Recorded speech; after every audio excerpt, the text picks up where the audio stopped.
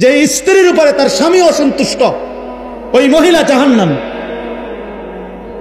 তো তুমি তারে বলো, তো নামাজ পড়বি না বেটি, পর্দা করবি না বিবি, তুই আমার হুমকি দাও, ঠিক আছে, তুই আমার জেল খাটাইবা, তুই আমার নারী নির্যাতন মামলা দিবা, ঠিক আছে যাও, কিছুই করতে পারলাম না তোমারে, তো এর দূর মনে রাখো, আমার কলিজারা তো আটকে থাকতা না।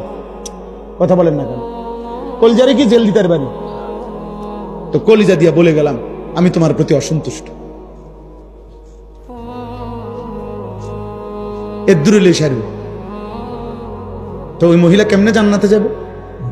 স্বামীরে অসন্তুষ্ট রাখা। ওই সন্তান কেমনে জান্নাতে যাইব বাপ মারে অসন্তুষ্ট রাখা? বলেন চাচা। আল্লাহ আপনাদের সময়কে বেশি শক্ত কথা বলে ফেলছি নাকি তা ভাই? আমি তো এনে আসছি আগে না, আব্দুল মুমিন ভাইয়ের, মুমিনুল হক ভাইয়ের মাদ্রাসায় বয়ান করছি, 11 মাগরিবের পরে মনে বয়ান করছি নাকি, এসার পর এখন মনের কষ্ট যে আমি গেছি গা, এক সময় আইসা রাইতে থাকে লাই নাকি।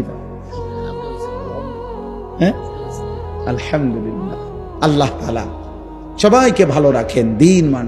প্রিয় যুবক ছেলেরা, নওজোয়ান বন্ধু, নষ্ট হইও না।